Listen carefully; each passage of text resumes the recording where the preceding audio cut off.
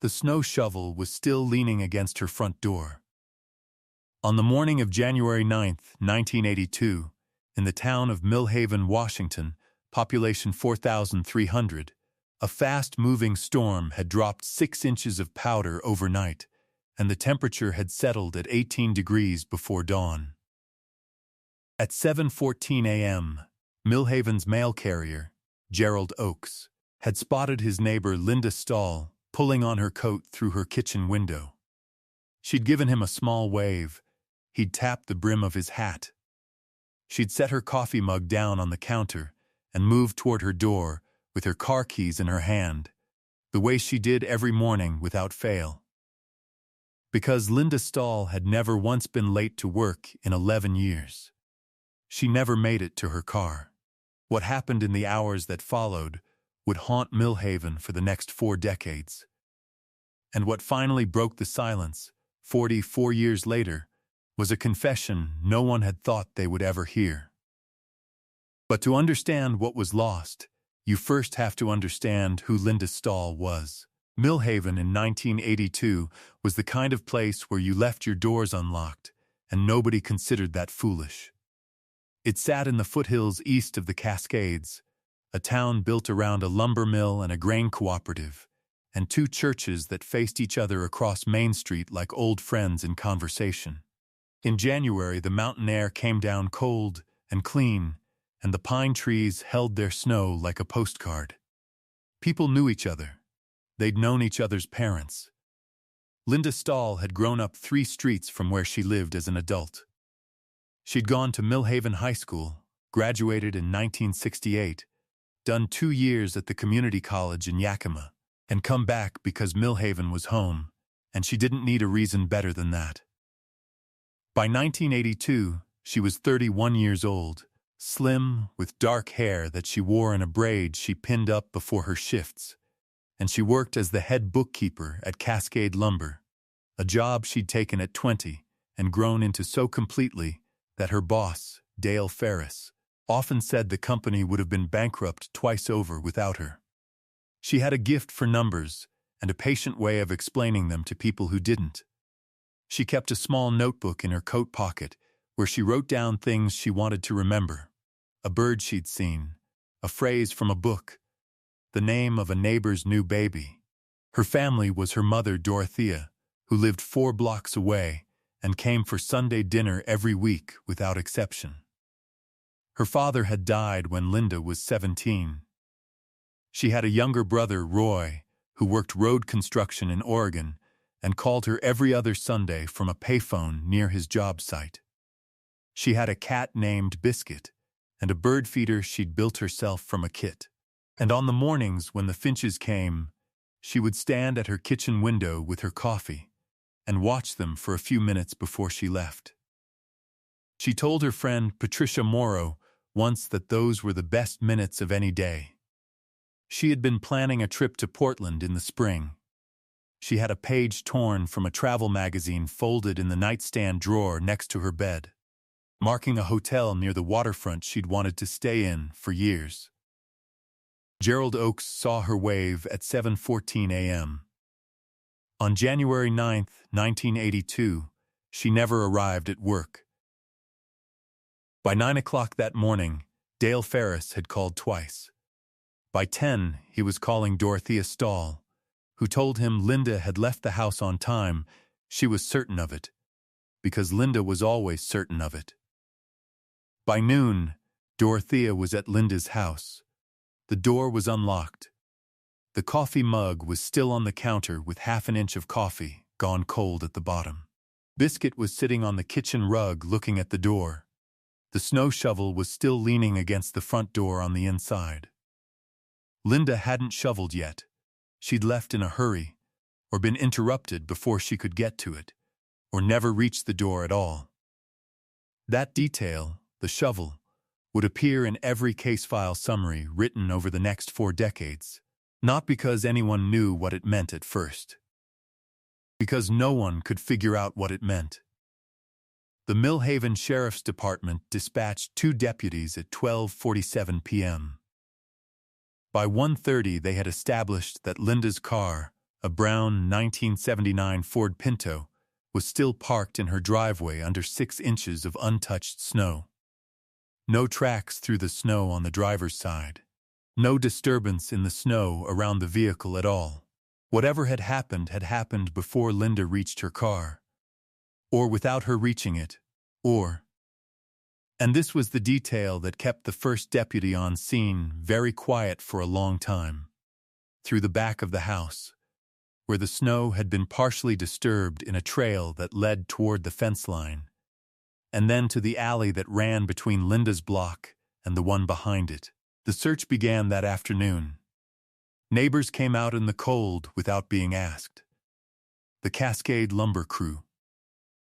The congregation of both Main Street churches. By dark, 300 people were walking the fields and tree lines east of Millhaven. The temperature dropped to 11 degrees. They found nothing. At 6:14 p.m., 2 days later, on January 11th, a county road crew clearing the state highway found Linda Stahl's body in the tree line 40 yards from the road, half covered in new snowfall, 4 miles east of town. She had been strangled. She had not been robbed. Her notebook was still in her coat pocket. The last entry was from January 8th, the day before she disappeared. It said, "Finches again this morning, 4 of them." Sheriff's Detective Harlan Pruitt, 43 years old, 14 years with the department, took the case personally the way some detectives do, and never fully explained. He had grown up in Millhaven, too. He had gone to school with Linda's brother Roy. He had known her the way you know everyone in a small town, not intimately, but completely, the way a face becomes part of what you mean when you say the word home. He worked the case for 11 months before the department ran out of budget and reassigned his focus. In that time, he had interviewed every person who lived on Linda's street. Every person who'd worked at Cascade Lumber for the past 5 years. Every person Linda had mentioned to her mother. Her friend Patricia, or her brother Roy. He had one early suspect, a man named Douglas Weller, who had been fired from Cascade Lumber 6 months before Linda's death for falsifying inventory records, and who had reportedly blamed Linda's bookkeeping audit for the termination. Weller had an alibi. He'd been in Spokane for a job interview the morning of January 9th, verified by a hotel check and receipt, and a secretary who remembered him. Pruitt verified it twice. Weller was eliminated. There were no other solid leads. By November 1982, the official investigation had stalled. The case file ran to 412 pages. Harlan Pruitt kept a copy in his desk. The years that followed had a particular quality that people who loved Linda Stahl would describe the same way years later when anyone asked. Not grief exactly. Not anger, though there was anger underneath. Something closer to a sustained, low-frequency noise that never went away. The sound of something unfinished. Dorothea Stahl attended every Cascade County Sheriff's annual case review for the first 8 years. Then her health declined, and Roy began attending in her place. He drove up from Oregon for every one of them, a 6-hour round trip, and sat in the office of whoever was running the department that year, and asked the same question: "Is anyone looking at this?" The answer was always some version of yes, though what that meant in practice changed every time the department changed leadership. By 1990, Linda's street had turned over twice. The Pinto had long since been sold at estate. Dorothea had moved to a care facility in Yakima. Biscuit was gone. The bird feeder sat empty in the backyard for 3 years before a neighbor quietly removed it. Harlan Pruitt retired from the Cascade County Sheriff's Department in 1997 with 38 years of service and a box of case files he brought home and put on a shelf in his garage. He told his wife once, and only once, that there was one he couldn't close. She didn't need to ask which one. By 2002, 20 years had passed. Roy Stahl was in his 50s. His mother had died in 1999 without knowing. Roy held a small graveside ceremony for Linda that year, on the 20th anniversary of her death, attended by 14 people. Patricia Morrow came.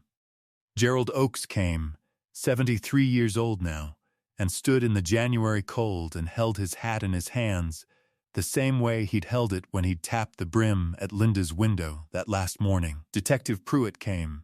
He didn't say much. He stood near the back. The reward poster that Patricia Morrow had printed and posted in the window of the Millhaven Diner in 1982 had faded to almost white by then. Nobody took it down. If you're finding this story worth hearing, take a second to subscribe and like this video. Every case on this channel represents weeks of research, verifying facts, and piecing together the lives of people who deserve to have their stories told fully. Leave a comment below and let us know where in the world you're watching from. Now let's get back to Linda. The call came on a Thursday morning in March of 2026. The Cascade County Sheriff's Cold Case Unit, 2 detectives. One of them a woman named Sergeant Mara Del Vecchio, who had started reviewing the file 18 months earlier as part of a statewide cold case initiative, received a message from a man who identified himself as the son of a man named Raymond Colby. Raymond Colby had been Linda Stahl's neighbor. He had lived in the house directly to the east of Linda's from 1979 to 1985. He had been interviewed by Detective Pruitt in February of 1982, 6 weeks after Linda's death, and had told Pruitt he had seen nothing unusual on the morning of January 9th and had been home all day due to a back injury keeping him off work. His account had been corroborated by his wife, Patricia Colby, who confirmed he had not left the house. There had been no reason to look further. Raymond Colby had moved away from Millhaven in 1985. He and Patricia had divorced in 1989. He had spent the next 30 years in 3 different states, living quietly, working as a mechanic. He had not returned to Millhaven. He had not, as far as anyone in town could recall, ever contacted anyone from his time there. Raymond Colby was 81 years old when he called his son into his room in a care facility in Boise, Idaho, on a Tuesday morning in February of 2026, and told him what he had done. His son, a 47-year-old high school teacher named Daniel, sat with his father for 2 hours. Then he drove to a parking lot and sat in his car for another hour. Then he called the Cascade County Sheriff's Department. Sergeant Del Vecchio took the call at 9:47 a.m. on a Thursday. She wrote down the name. She pulled the file she had already been living inside for 18 months. She looked at the interview summary from February 1982. Raymond Colby. Neighbor, interviewed, corroborated by spouse. Cleared, she called her supervisor. Then, she booked a flight to Boise. What Raymond Colby told investigators, first his son, then Sergeant Del Vecchio, then a Boise detective who formally recorded the statement, was this. On the morning of January 9th, 1982, he had gone to Linda Stahl's back door. He had been watching her for months. He had, in his own words, become obsessed in the way he could not fully explain to anyone who asked, and which he did not try to explain, because he understood by then that there was no explanation that would matter to anyone. He knocked on the back door. Linda answered. He pushed past her into the house. She fought back harder than he had expected. He strangled her in the kitchen. He carried her body through the back alley to his truck, drove 4 miles east on the highway, and left her in the tree line in the dark before dawn. He went home. He told his wife he had been home all night with his back. He had not spoken of it again for 44 years. I carried it every day, he told Del Vecchio in the recorded statement. Not as an apology, as a fact, the way a man describes weather. What had finally made him speak was not guilt exactly, though his son believed there was guilt in there underneath something harder to name. What had made him speak was a dream he'd been having for the past year. A recurring dream in which Linda Stahl was standing at her kitchen window watching the finches, and in the dream she always turned and saw him and didn't say anything, just looked at him. And he would wake up and lie in the dark and feel the weight of everything he had never said accumulating in his chest like something physical. He was 81 years old. He had a heart condition. He had told his son he did not want to die without it being known. She was decent to everyone, he said in the recorded statement. She never did a thing to deserve what I did to her. He was charged by the Ada County Prosecutor's Office in Idaho with first-degree murder under a bilateral extradition agreement with Washington State. He entered a plea of guilty in June of 2026. He was sentenced to life in prison without parole.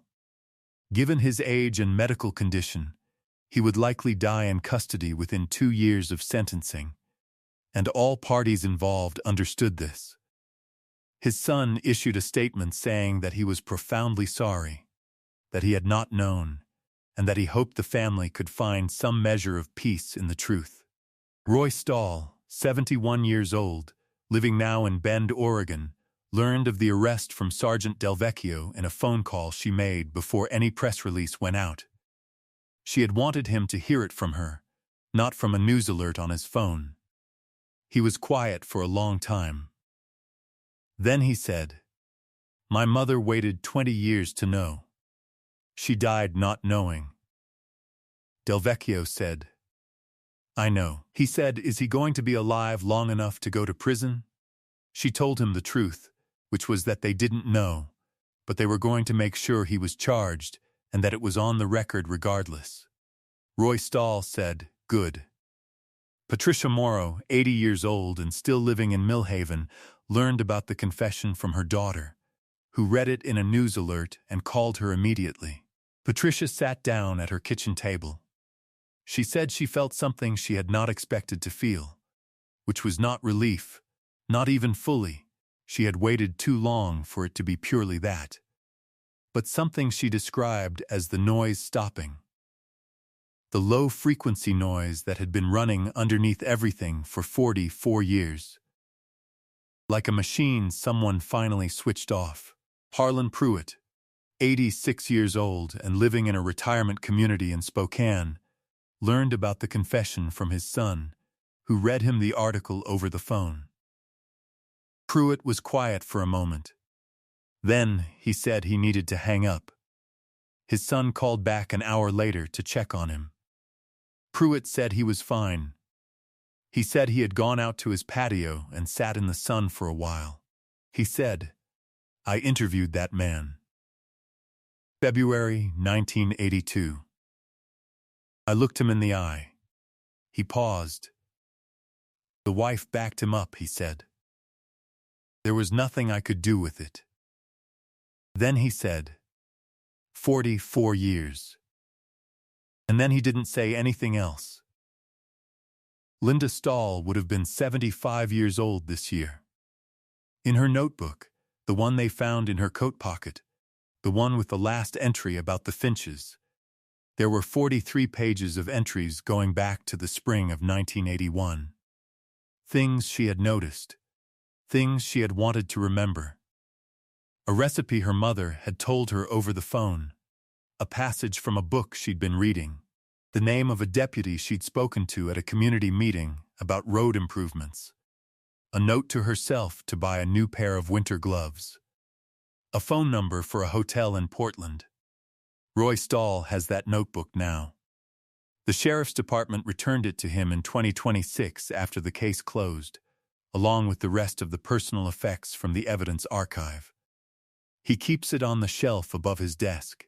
He told Sergeant Delvecchio, the last time they spoke, that what he wanted people to understand was not the horror of what happened, which he already understood they would grasp, but the particular cost of the silence. The 44 years of not knowing.